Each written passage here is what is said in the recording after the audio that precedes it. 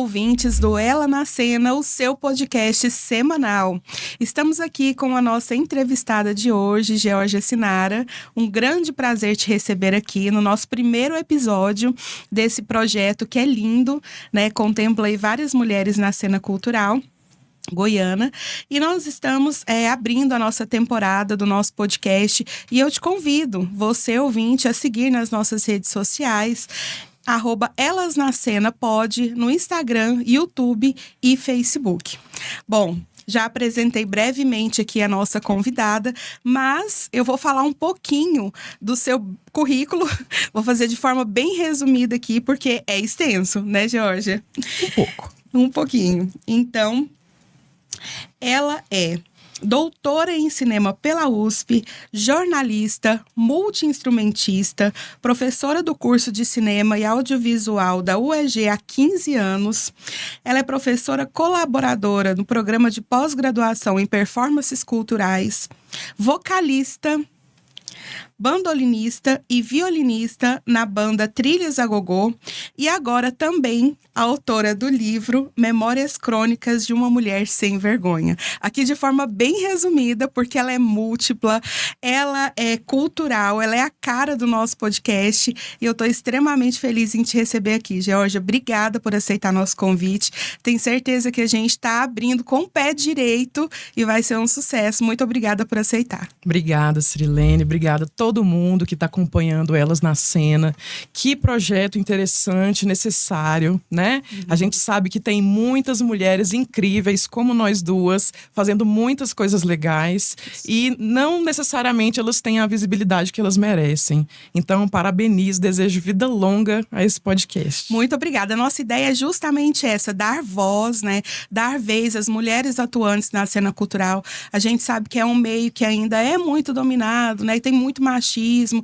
Então, a gente quer dar voz e mais espaço, cada vez mais, para que as mulheres consigam ter vez e voz na cena cultural goiana, principalmente, né? Então, aqui a gente vai falar um pouquinho sobre a sua história, sobre os seus principais projetos, sobre como tudo começou. Vamos começar do começo, então. Conta pra gente um pouquinho de onde que veio a sua veia cultural. A partir de que momento você percebeu, assim, que a arte dominava a sua vida? Como que tudo surgiu? Olha, devo dizer assim que meu pai vem da Bahia, minha mãe do Tocantins, meu pai construiu seu primeiro violão. Então já começa daí, né? Essa curiosidade pelas sonoridades, pela cultura, pela música popular brasileira, né? Quando os meus pais conheceram aqui em Goiânia, lá pelos anos 70 talvez, eles já tinham, né? Minha mãe canta, meu pai tocando seu violão. Então assim, eu já nasci num meio Um berço musical, sim. Então já veio de dentro de casa, né? Já veio de dentro de casa. Ouvindo seus pais cantarem. Sim. Você nasceu cantando, então. Não necessariamente, porque olha só, pasme você, eu era uma criança muito tímida. Então a música, ela me destravava, ela me desbloqueava. Bom, dizem meus pais que num belo Natal, no Natal de 88, provavelmente, a minha bisavó, ela me deu um pianinho de brinquedo, um pianinho de madeira, lindo, assim. E eu tenho ele até hoje. Foi meu primeiro instrumento musical. Que gracinha! E aí, dizendo a minha mãe que me pega no dia seguinte, quando passava aqueles especiais da Xuxa, de manhã, assim, né, do domingo. Aí ela me flagrou tentando tocar a música que tava passando na TV. Aí, nossa, parece que a gente precisa matricular essa garota no conservatório. Ela leva jeito. Aí foi assim que eu entrei no Instituto de Arte da UFG. Naquela época, você podia estudar música antes de fazer um curso superior. Era chamada pré-graduação, né? E naquela época também a gente tinha um curso técnico em música. Então eu fiz tudo isso junto com o ensino regular da escola. Tinha um teste de aptidão que você tinha que fazer? Tinha teste de aptidão, né? Só que não era nas mesmas exigências que é para você ingressar no curso superior de música hoje, né? E essa pré-graduação, infelizmente, não existe mais. Então, eu fiz conservatório desde os 6 anos, eu tô fazendo aula de música, né? E aí, desde então, eu digo que o palco, desde os 6 anos, eu tô lá, né? E a partir desse momento que você entrou no conservatório, você já sabia que profissionalmente já estaria presente na sua vida também, a música? Não necessariamente, porque assim, a música, para além das aspirações profissionais, ela ajuda muito a gente na sensibilidade, na percepção de outras coisas além do som. Então, assim, naquele momento eu ainda não tinha nenhuma ambição, não, confesso pra você. Mas foi uma coisa que me ajudou, por exemplo, muito na escola, a aprender matemática, a aprender idiomas, né? E como eu segui o ensino regular da escola, junto com o ensino da música, inclusive, depois que eu terminei o curso técnico, ainda faltavam 2 anos do ensino médio para cursar na escola. Entendi. E aí todo mundo achava que eu ia prestar vestibular para música. Meu Deus, você vai prestar para comunicação? Como assim, garota? Né? Todos os meus amigos prestando vestibular para música e eu fui para comunicação. Porque é isso, eu era uma criança muito tímida, hoje parece que eu entendo melhor isso. E a música era a minha forma de comunicação. Era como você se expressava. Era como eu me expressava mais livremente. Então eu penso muito a música como comunicação. Você não precisa ser uma virtuosa do violino, uma virtuosa de qualquer instrumento para poder se conectar com alguém que está escutando, né? Então, a ideia de ir para comunicação eu entendo claramente hoje que foi porque eu entendo a música, sim. Da mesma forma o cinema que veio depois, né? Então, aí a gente vê que as suas múltiplas faces, né? Porque tem a música, tem a comunicação, o audiovisual que está presente na sua vida. E você consegue trazer tudo isso de forma profissional hoje em dia. Sim, né? Então, consigo. Todas essas vertentes, elas fazem parte da sua profissão hoje em dia. Sim, fazem muito parte da minha profissão. Por exemplo, assim, a minha ocupação principal é ser professora no curso de cinema da UEG, nas disciplinas de trilha sonora, né? Depois de um tempo, eu assumi outras disciplinas que, para mim, são muito importantes, como crítica e curadoria, realidade regional do audiovisual, que traz um pouco das atualidades sobre cinema, né? E assim, na sala de aula, eu uso muito o meu repertório musical, o meu repertório de artista, né? Que é como eu consigo, acabo me conectando de uma forma mais lúdica com os meus alunos. Muito bacana. E quais são as suas influências, assim? O que você gosta de ouvir para trazer para a sua realidade em sala de aula e profissionalmente também no seu repertório? Olha, a gente vai de TT Espíndola a Stockhausen, assim, em 10 segundos, né? Então, eu peço muito para os alunos poderem ampliar o repertório deles. E eu não poderia pedir isso sem ampliar o meu próprio tempo todo, né? Isso, né? Então é muito importante para mim sacar de lambada e sacar de Vivaldi, assim, de tudo um pouco mesmo, né? Agora tem coisas que eu gosto mais. Por exemplo, adoro rock progressivo, adoro lambada, né? Que bacana. Adoro forró, mas adoro MPB também, né? Então, enfim, é uma salada de fato, assim. E trafegar por essas diferentes áreas me ajuda muito nessa ecleticidade. Porque eu acredito muito nessa educação também, né? Como eu sou professora, na minha atividade principal, essa educação fora da caixinha. Então, assim, ficar restrita a um gênero musical, ficar restrita a um gênero literário, a um gênero cinematográfico, acaba te limitando, né? Muito mais do que fazendo você crescer. Entendi.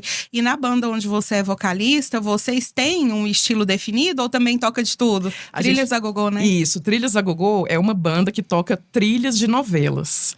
Então imagina, a gente toca de tudo.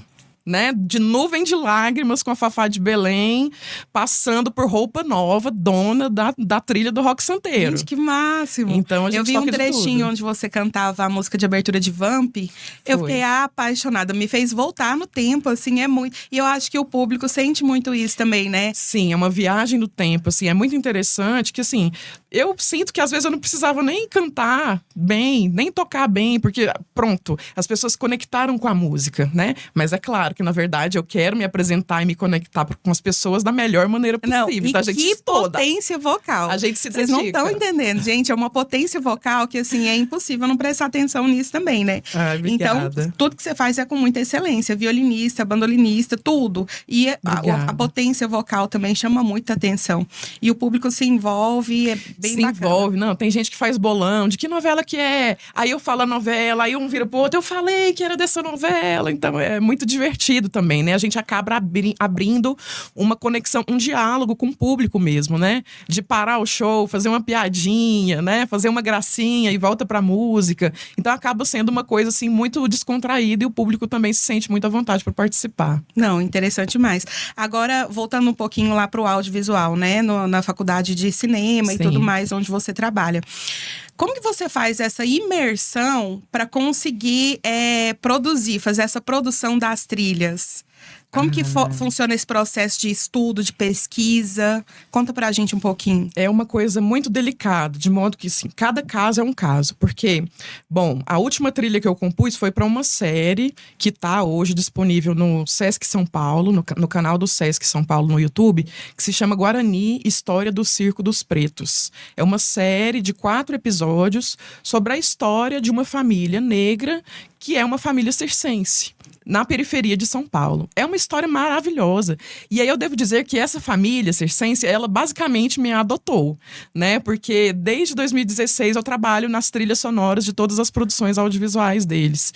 E uma coisa assim, para dizer que é muito importante a relação que o diretor ou diretora trava com você enquanto compositora, sabe? Porque, assim, é todo um vocabulário diferente. Não necessariamente o compositor que vai fazer a trilha do seu filme vai saber de cinema. Não necessariamente o diretor vai saber de música para conversar com você, compositor do filme dele.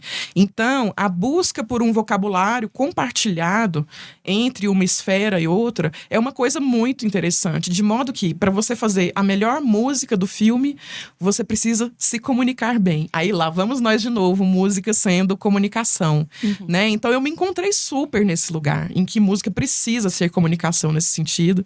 E, bom, eu imagino que, se bem me lembro, desde 2006 eu estou compondo música para filmes. A princípio, curtas-metragens daqui. Aí depois, quando eu fui para a USP fazer meu doutorado em cinema, acabei dando muito certo com muita gente do cinema lá que me chamou para fazer as trilhas. Então, continuo fazendo trilha, inclusive trilha de podcast, quando precisa. Meu último trabalho foi uma trilha de um podcast de direito. Que legal! Né? Então, também tem essa coisa da versatilidade que a gente tem. Mas o mais importante é conseguir achar um eixo para essa conversa dar certo entre diretor e compositor. Não, e tem a questão também, assim, do audiovisual ser tão importante, a gente não percebe, assim, a tá nuance, tão dentro da nossa mas vida. tá muito dentro, né? Então, quando você vai assistir um filme, aquilo te envolve de uma tal maneira, é meio que subjetivo. Você não percebe, mas faz toda a diferença. É por isso que é muito interessante, assim, dar aula de som, né, no cinema, porque é como se eu tivesse na missão de acordar essas pessoas. Olha aqui, ó, não precisa ser inconsciente. Agora, tenha consciência do que o som faz com você. Você não tá... Começa a despertar. Você não tá sentindo medo necessariamente por causa do sangue, porque cortaram a cabeça da pessoa no filme de horror. É o som, é o grito, né? É o som que vem bruscamente quebrando o silêncio. E aí é a hora da gente poder mostrar, né, como que essa magia acontece. E essa profissão, ela não é muito divulgada. As pessoas não param muito para pensar nessa possibilidade quando vão ingressar, né, numa profissão. Ela é muito dominada ainda pelos homens, tem mulheres atuantes, pelo menos aqui no meio, né, goiano. Como que funciona? Como que você vê isso? Então, ótima essa pergunta, porque é justamente o que eu estou pesquisando agora. Depois que eu concluí meu pós-doutorado, que eu encarei a inteligência artificial, pensei, bom, eu não quero mais falar sobre isso, isso ainda vai se desenvolver muito mais na música, de cinema. Agora eu quero olhar para mim e para as mulheres que trabalham com composição de música para cinema no Brasil. Então eu me juntei com mais 2 amigas pesquisadoras, uma da Unirio e uma da Federal de São Carlos, em São Paulo, para poder entender quem são essas mulheres que compõem músicas para audiovisual no Brasil. E, bom, sendo uma delas, né, estou aqui no Centro-Oeste com a missão de mapear. Nesse momento exato, eu estou mapeando essas mulheres. Então, por exemplo, tem uma parceira da TT Espíndola, que é o que eu falei, né? Que é lá do Mato Grosso, que infelizmente faleceu recentemente em São Paulo, chamada Marta Catunda, que eu sei que foi compositora, uma compositora muito importante no Mato Grosso, né? Tem a Vera e a Valesca, se não me engano, que são lá do Mato Grosso do Sul, né? Então eu comecei a mapear. Aqui temos a Thaís Rodrigues também, Oliveira, que é professora do curso também, da área de som, e que também faz trilha de cinema, né? Algumas algumas cantoras, algumas compositoras que não são necessariamente do cinema aqui em Goiás, mas que eventualmente fazem algumas trilhas, né? Então tem a Bebel Roriz, a Sabá Moraes, a própria Grace Carvalho. Então tem várias mulheres por aí que eventualmente se deparam com essa função e atendem a um chamado aí do filme. Não, muito legal. E tem que difundir, né? Tem que divulgar cada vez mais. Exatamente, porque estão todas invisíveis, né? Assim, então furar essa bolha, que é de fato muito masculina, né? É muito importante pra nós. Não pra gente ser melhor que ninguém, mas pra gente estar em pé de igualdade. Que é tão capaz quanto. Tão capaz quanto. Né? E vocês participam de curadoria para mostras, para festivais? Sim, na verdade essa atuação ela surgiu muito a partir do momento que eu assumi a disciplina de crítica e curadoria dentro do curso de cinema lá na UEG, né? E aí já faz um tempinho que a gente é convidado, né? Então assim, já participei de algumas mostras como curador e como júri, né? Dentre elas, por exemplo, o Festival Internacional de Cinema Ambiental, que é o FICA, várias outras, né? A Mostra ABD, a Mostra Curta o Gênero, que é lá do Ceará, né? A Bienal Internacional do Cinema Sonoro, que também é aqui em Goiânia, que inclusive esse ano vai ter uma próxima edição, do Festival Internacional de Cinema de Goiânia, que é o GIF, feito por ex-alunos do curso de cinema, né? Então, fui curadora ano passado. E aí, é assim, tá bom, você vai me convidar, mas você vai levar todos os meus alunos juntos. Aí eu enfio o povo para fazer júri jovem, para trabalhar com curadoria, né? Então, enfim. E você já se deparou com alguma situação de ter que falar não para uma produção ali que já foi de um aluno seu? Como que funciona isso? De ser imparcial. Então, na verdade, assim, entendendo que a imparcialidade é uma coisa que a gente busca, mas que a gente nunca alcança, porque o fator subjetivo está sempre presente, eu acho que cabe a ética, né? Que a gente vai levantar. Por exemplo, se é uma curadoria coletiva, aí se, por exemplo, eu me deparo com um filme de um aluno que eu orientei o trabalho, aí bom, gente, então eu vou me abster, vocês fazem e eu quero que conste na ata do relatório dessa curadoria que eu me abstive por esses e tais motivos. Geralmente essa banca ela é montada por quantas pessoas? Sempre um número ímpar. Então varia de 3, 5. Já participei. A última curadoria do FICA que eu participei, o ano passado, tinha 7 pessoas, né? Então, enfim, quanto mais gente, mais tempo de negociação, né? Maiores diferenças pra gente poder lidar, negociar, entender, né? Que demandas movem aquele curador, aquela curadora. E é isso, a gente acaba desenvolvendo uma sem-vergonhice muito necessária, que é a capacidade de negociação. A gente tem, enquanto mulheres, a gente tem que negociar o tempo todo, né? Parte. Assim, homens também, mas eu acho que a gente mais, né? Ainda mais se você é mãe, ainda mais se você é artista, se você trabalha com cultura, né? São várias esferas de negociação e às vezes a gente só quer deitar na cama e dormir, porque a gente tá muito cansada. Muito cansada. Agora eu vou puxar um link nessa sem vergonhice e mulher sem vergonha. Isso. E vou falar do seu novo projeto, que é um livro lindo, né? Obrigada. Maravilhoso. Memórias Crônicas de uma Mulher Sem Vergonha. E eu quero saber um pouco dessa produção. Como que surgiu essa ideia? Como que surgiu esse título? Gente, o livro é lindo. Eu convido todos a prestigiar, porque assim, vale a pena. E conta pra gente um pouquinho de como que surgiu essa ideia e principalmente do título que chama um pouco a atenção. Tá ótimo. Bom, eu devo dizer que, assim, modéstia à parte, eu sou boa pra sintetizar ideias, né? Isso é uma construção. Eu acho que a carreira na comunicação, ser professora, a questão da composição musical me leva muito para esse lugar. Eu tô tentando sempre sintetizar as coisas para poder comunicar da melhor forma, com o melhor impacto. E aí, eu acho que o título vem muito disso, assim, desse exercício constante de sintetização e busca por conexão o mais imediata possível, né? Na nossa sociedade, esse sem vergonha, ele dá um ar pejorativo. Mas aqui no livro, ele é muito literal, né? Sem vergonha de ser sem vergonha, sem de não vergonha, ter vergonha. Desprovida de vergonha. Que, na verdade, também é um exercício diário, porque tem situações que você é meio que… A sociedade meio que te espera que você tenha vergonha, né? Ainda mais por ser mulher. Ainda mais por ser mulher. Às vezes uma mulher de mais de 60 anos, né? Tem que se colocar no seu lugar. Minha filha, é o seguinte, você use uma saia abaixo do joelho, né? A sociedade fala isso pra você. E aí a mulher sem vergonha, ou seja, desprovida de vergonha, ela faz o que ela quiser, porque ela quer, Ela né? não segue padrões. Ela não segue padrões. Ela faz o que ela quer, ela se sente bem né? Ela é alegre, ela ousa ser alegre num mundo em que quer engessá-la, que quer fazer com que ela seja triste, que ela só se lembre das obrigações que ela tem e jamais da mulher que ela é ou que ela pode ser, né? Então, a ideia desse livro foi muito boa, porque assim, foi muito engraçado como surgiu. Eu sou muito amiga da ilustradora do livro, né? É a Eugênia Fraieta. Inclusive, as ilustrações são lindíssimas. Gente, a capa, olha isso. Assim, ela é colagista, né? O detalhe é que ela faz colagens analógicas, ou seja, ela pega o papel, a revista, ela tem um acervo de revistas, ela recorta a revista, ela cola de um lugar para o outro, ela faz uma montagem tudo analógico, né? E a Eugênia, um belo dia, nossas vidas, assim, não estavam, assim, lá muito legais, a gente não estava num dia bom.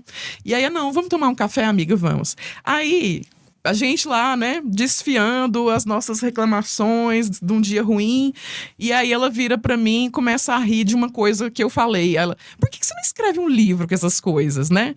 Aí eu, ai, nossa, amiga, será? Aí ela vira pra mim, não, peraí, me empresta a caneta aqui, garçonete. Aí ela começou a rascunhar, gente, então no próprio forro de papel do café. Assim. E aquela, lembra aquela que você me contou daquela vez? Ah, então. Aí ela foi começando os tópicos ali.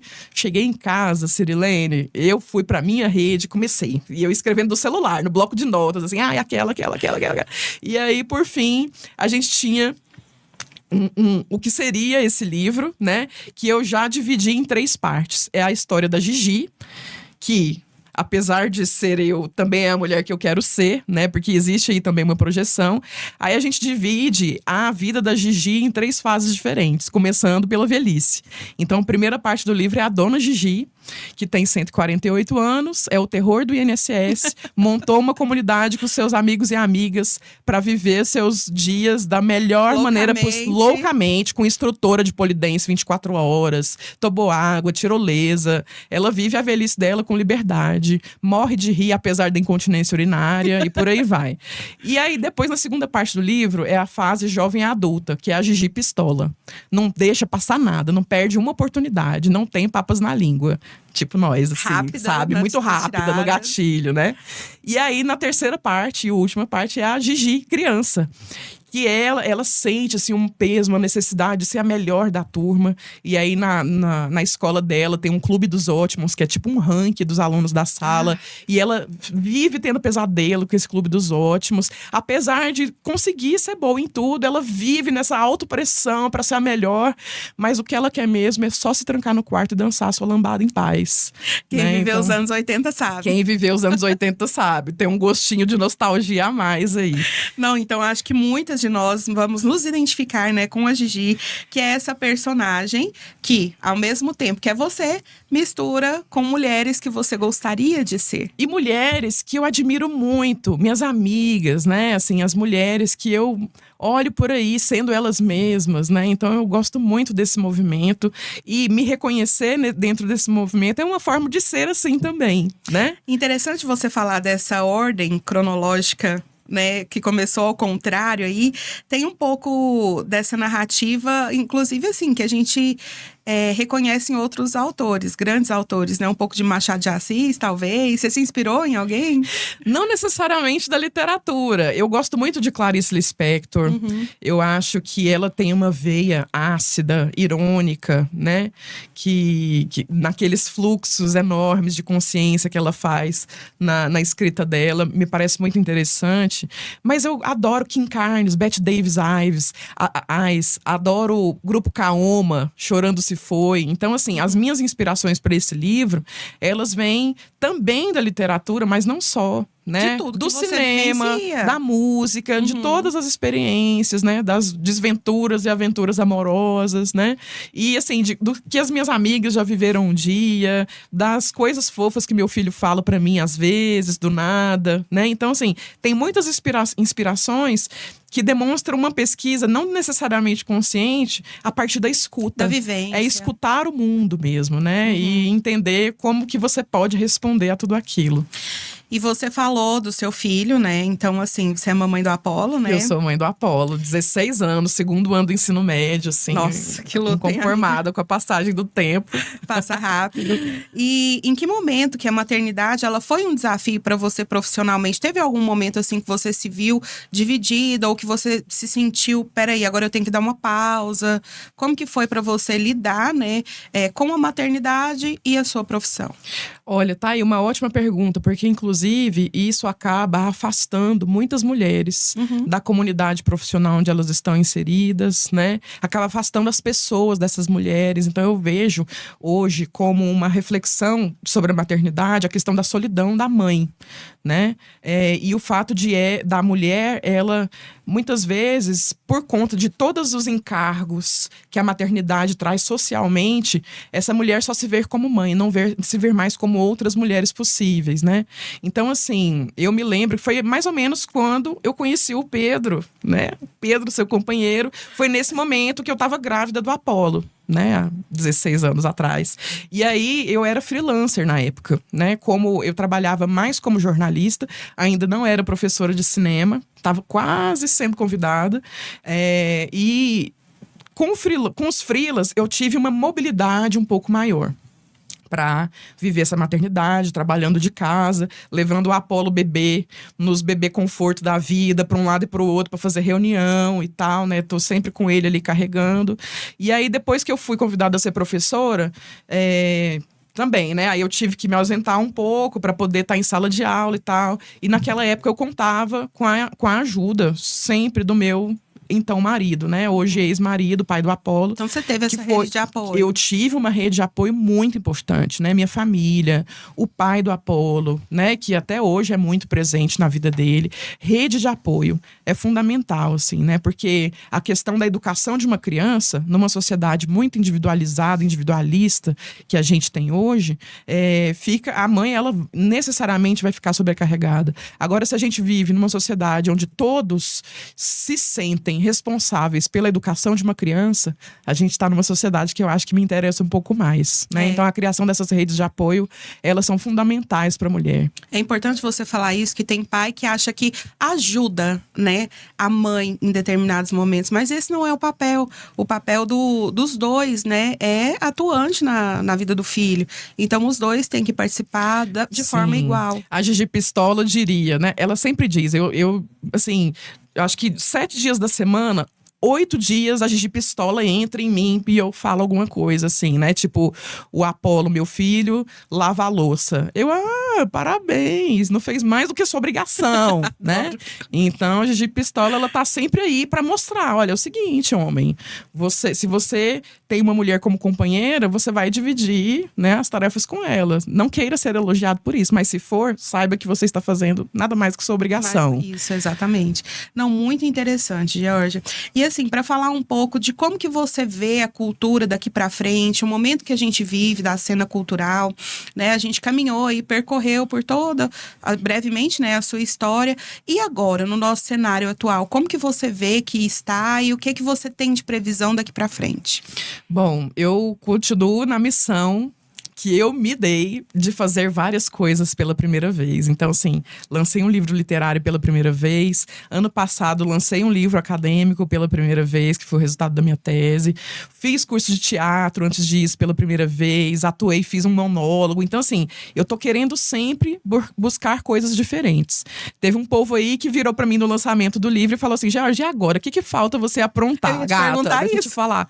Aí eu pensei assim, nossa, não sei. Mas aí esse meu amigo, drag queen maravilhosa, né? Ravena. Beijo pra ela, Ravena. Aí a Ravena vira pra mim e fala assim, olha, gata, eu acho que num projeto que eu aprovei da Lei Paulo Gustavo, eu vou montar você de drag queen. Estou aguardando. Você não brinque com o meu coração, Ravena. Já quero me montar de drag queen. Tá esperando o momento. O que vier, que for legal de fazer pela primeira vez. E assim, eu acho que é isso, assim. Não é exatamente pra, enfim, querer ocupar outros espaços e me firmar ali, ser uma referência ali. Eu quero experimentar a linguagem. Testar, ver como é que eu me saio nisso, mas sem aquele compromisso, sabe, com o sucesso absoluto. Não, é uma coisa mesmo interna, a curiosidade que me move. E eu enxergo muito a cultura como movimentando. Eu acho que quanto mais a gente tem curiosidade, mais a gente quer conexão com o outro, mais a gente vai lutar para a gente ter uma cultura que tenha condições de existir, que tenha condições de se defender, que tenha condições de, apesar do capitalismo selvagem, que possa resistir e que possa se multiplicar, né? Então, muito importante, por exemplo, o papel das políticas públicas nisso, né? Que torna esse podcast possível, que torna o meu livro possível, né? O meu livro é graças à Lei Municipal de Incentivo à Cultura. Esse podcast, inclusive. Esse podcast, né? Então, assim, é muito importante a gente lutar pelas políticas públicas que já existem e para que haja mais ainda, mais oportunidade para todo mundo. Georgia, conta pra gente um pouquinho, então, quem são as mulheres que fazem parte do seu repertório cultural, especificamente, assim, na cena cultural goiana? Tá bom, vou começar por aquelas que eu tenho tido uma convivência muito intensa, né? Que são as minhas amigas, Larissa Mundim e Eugênia Fraieta. A Larissa Mundim é a editora do livro Memórias Crônicas de uma Mulher Sem Vergonha. Ela é a pessoa por trás e à frente da Nega Lilu Editora, que é essa editora, né, que é muito entusiasta dos escritores e escritoras independentes, e é uma editora que completou 10 anos. A Larissa, ela vem da comunicação, do jornalismo, como eu, né? Um belo dia, ela foi, assim, a pessoa que me deu a minha primeira oportunidade de fazer algo profissional na comunicação, né? Eu fui assistente da Larissa, assistente de comunicação por muitos anos, há muito tempo atrás. E aí, depois que ela fundou a Nega Lilu, né? Cá estou eu sendo o 47º título do catálogo da editora. Não, que especial. Com muito orgulho, assim, sabe? E o detalhe é que, depois de um tempo, a gente descobriu que a Larissa me entrevistou quando eu tinha 8 anos e fazia conservatório e tava tocando violino. Assim? É uma história ali, muito louca. Vocês descobriram que já estavam linkadas muito antes de trabalharem juntos. Por causa de uma fita de arquivo da TV Brasil Central. A gente descobriu isso. Então, assim, muito especial a relação com a Larissa e muito bom poder encontrá-la nesse momento, né? A edição dela, ela faz todo sentido nesse livro. Assim, esse livro não seria assim se eu não tivesse contado com todo o cuidado, né, da Nega Lilu Editora, através da Larissa. Então, a Larissa, além de também uma excelente escritora, é essa mulher que leva toda uma cena literária aqui em Goiânia para frente e para o mundo, para o Brasil, né? Então, muito importante o trabalho dela. Outra mulher que eu admiro muito, que está dentro do meu repertório, é a minha querida amiga Eugênia Fraieta, né, que fez essa capa linda, que ilustra cada momento da vida da Gigi, cada parte do livro tem uma ilustração, uma colagem analógica da Eugênia, né, colocada aqui no livro, que também vai marcar essas fases da vida da Gigi. E a Eugênia, além de colagista, ela vem da literatura, ela é professora de literatura. Então, assim, ela é a primeira oportunidade dela como ilustradora de um livro. E eu acho isso magnífico, né? Poder trocar com uma mulher dessa, com esse repertório literário, com esse repertório visual também. E vocês duas trazendo as suas bagagens para produzir algo pela primeira vez, né? Exatamente. Então, esse livro, ele tem um significado muito importante para vocês duas. Eu imagino que para todas nós, porque inclusive a gente fez recentemente uma live falando sobre os primeiros passos que o livro deu depois de lançado, né? O livro foi lançado no mês de março e, enfim, já temos aí algumas semanas, né, de resposta desse livro. Não sei, até o momento em que o podcast for veiculado, eu imagino que esse livro já tenha conseguido estabelecer outras conexões, mas o fato é que a Larissa vem da comunicação e funda uma editora. A Eugênia vem da literatura e tem a sua estreia como ilustradora. Eu venho do cinema e da música e da comunicação e tenho minha estreia como escritora na literatura. A gente não pode, mais uma vez, aquela coisa das caixinhas. A gente não pode deixar as caixinhas achar que é só aquilo que a gente tem para viver, né? Então, quanto mais curiosidade, quanto mais sem vergonhice a gente tiver para poder sei lá, explorar outros lugares, né? Conhecer outras coisas. Mas a gente vai conseguir algum lugar que nos satisfaça, que nos realize, né? E mostra pra gente um trechinho que você mais gosta, assim, ou que exemplifica bem um pouco de quem é a Gigi, né, da sua personalidade, né, da sua persona. Conta pra gente aí. Vou destacar aqui, então, 3 trechinhos, um de cada fase da vida da Gigi, né? Essa aqui, por exemplo, é da Gigi criança. E o detalhe é que a designer do livro, a Vanessa Lima, ela colocou a letra bastão para Gigi criança, uma letra de livro padrão para a Gigi pistola e uma letra maior para dona Gigi. Então, até o design, né? Tipo, é claro que o design também vai caminhar nessa narrativa, né? Então, a Gigi criança, vamos lá, na parte da Gigi criança temos assim: compadeceu-se de Adjaime, pego em flagrante, dançando lambada sozinho na portaria domingo de manhã. Adjaime era o porteiro do prédio, da casa dos meus pais. E aí a gente chegando da missa, imagina, foi coroinha de igreja, anjinho de procissão e tudo isso. Chegando da missa, tá lá o Adjaime no grupo Kaoma, lambada moendo lá na portaria. Aí, né, a gente estaciona o carro, meu pai estaciona o carro. Aí tem uma rampa que dá pra portaria, né, que vem da garagem. Então não era pela frente. Gente, o Adjaime não sabia onde enfiar a cara dele, né? Mas a Gigi tá lá, vendo tudo isso. Assim, e não né? tava nem ligando. Só queria dançar sua lambada. A Gigi estava amando, né? E o Adjaime, aí minha mãe, Adjaime, né? Assim, aquela coisa, assim, né? Tão engraçada. Essa cena nunca... Então, assim, memórias crônicas também tem a ver com as minhas memórias de fato, né? Coisas que eu nunca esqueci que, né, agora estão aí à disposição para todo mundo. Para todo mundo que quiser ler isso, né? Mas, na verdade, uma coisa que tem acontecido, um fenômeno interessante, antes de eu ir para as outras fases aqui, é que, bom, esse livro já chegou a 150 pessoas, né, que se interessaram e quiseram o livro e tal, né? Fora a família, fora os amigos, né, como vocês que estão aí colaborando para fortalecendo esse rolê. E aí eu percebo que muita gente se identifica. Gente, sabe? Muita gente se identifica. Assim, não existe nenhuma pretensão aí, né, de eu querer inspirar ninguém, de né, ser um exemplo para as pessoas. Não, mas é porque simplesmente a mulher, ela tem essa vontade de ser livremente, né? E isso acaba trazendo uma certa transgressão, no sentido melhor que esse termo possa ter, que é: deixa eu ser eu mesmo em paz. Eu sou várias. Eu quero ser todas elas. Não me coloca numa caixinha. Não, por favor, não me coloca, não me prenda numa caixinha, né? Então, é um pouco sobre isso. Aí temos a Gigi Pistola. Num táxi a caminho da Praça Roosevelt, em São Paulo, né? Gigi Pistola sai em busca de diversão, sem suspeitar que ganhará um ovo de Páscoa gigante com recheio de doce de leite e seu nome confeitado em vermelho. Presente do crush que irá conhecer e com quem trocará, no máximo, algumas colheradas do recheio de doce de leite do ovo de Páscoa gigante que tem seu nome confeitado em vermelho. Ai, meu Deus do céu. Então, assim, a Gigi Pistola, ela é tão sem vergonha que a gata tá no Tinder.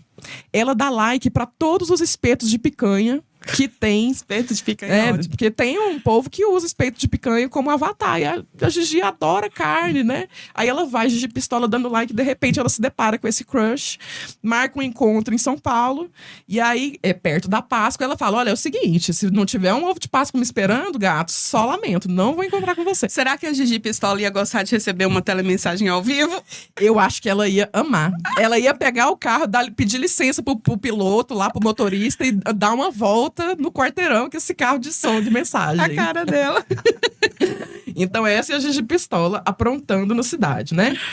Agora aqui a dona Gigi. Compramos imóvel plano, amplo e arborizado, com 10 casinhas independentes e uma área de convivência com corrimão, piso antiderrapante e 100 degraus. Localização desejada: próximo a um clube de dança, um hospital e um cemitério. É a dona Gigi na missão de montar a sua comunidade, colocando, né, o anúncio nos classificados. O lugar perfeito. Gente, todos nós somos um pouco de Gigi, é isso. Somos todos Gigi. E uma coisa muito legal também que tem acontecido é que tem muitos homens interessados em ler, né? Em conhecer um pouco mais sobre essa personagem. E eu acho isso maravilhoso, né? Porque apesar de ser mulher e querer de coração que as mulheres leiam esse livro, né? Ou pelo menos quem se interessar, que os homens também possam conhecer e saber que pode ser divertido. Exatamente. Pode ser legal escutar. De repente, deixa a sua palestrinha um pouquinho, né?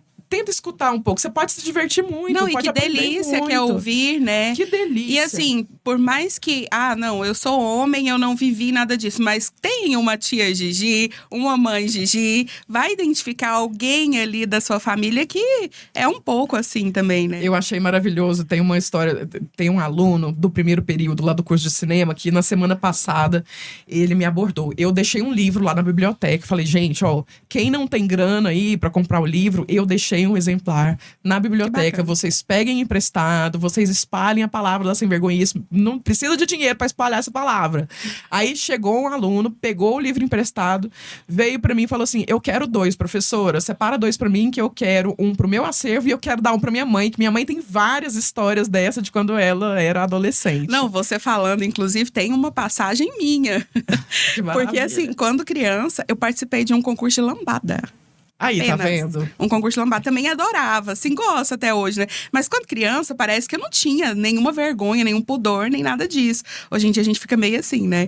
Mas não pode deixar perder tudo isso também, né? Com o passar dos anos, e deixando morrer a criança que mora em nós. É isso, é manter viva uma criança que possa se divertir, que possa olhar o mundo com olhos de curiosidade genuína, que possa julgar menos, que possa querer estar interessada no diferente, sem que os julgamentos venham antes da curiosidade, né? É muito difícil a gente preservar essa criança, né? Tem muitas coisas que nos fazem desviar dela.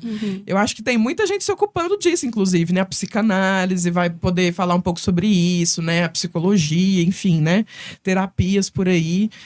Mas o resgate dessa criança me parece muito fundamental. E eu acho que é graças a Gigi Criança que esse livro existe hoje. Não, e o seu livro, ele vem fazer esse papel de resgate também, né? Então, assim, não só a psicanálise e a psicologia, mas enquanto isso a gente pode ir se divertindo e resgatando a nossa criança interior com o seu livro. É isso. Ai, lindo. Muito obrigada, assim, por colocar no papel todas essas histórias, né? Tenho certeza que os ouvintes do nosso podcast vão ficar interessados e vão querer acompanhar as histórias da Gigi. E a gente espera que venha mais por aí, né? Ai, tomara. Olha, gente, se vocês quiserem o livro, no site da editora Neglilu tem à venda. Comigo, pelo Instagram, @Georgia Sinara. Também estou lá. Só me dá um alôzinho. Ai, quero o seu livro, quero saber um pouco mais sobre essa Gigi aí. O que essa Gigi tá aprontando hoje? Você pode me procurar no Instagram, @Georgia Sinara, e dar um alô. Exatamente. Ia pedir agora para os nossos ouvintes te acompanharem nas redes sociais. Quero te agradecer imensamente pela sua generosidade, tá? De estar aqui conosco. Obrigada a vocês. Tenho certeza que a gente começou com o pé direito, né? Com a sua participação. E eu quero dizer que chegamos ao fim. Todo bom papo passa rápido e assim foi com a nossa primeira convidada, Georgia Sinara. Eu quero pedir para os nossos ouvintes nos acompanharem nas redes sociais, @ElasNaCenaPod, no Instagram, no Facebook e no YouTube. Fica por dentro para acompanhar tudo que vai rolar por aqui. Os nossos encontros são semanais. Eu espero você. Esse projeto, ele foi contemplado pela Lei Paulo Gustavo. Então, assim, quero deixar claro aqui, né, que é um projeto cultural muito importante e que só foi possível graças ao incentivo à cultura. É isso, a gente se vê no próximo. Tchau, tchau.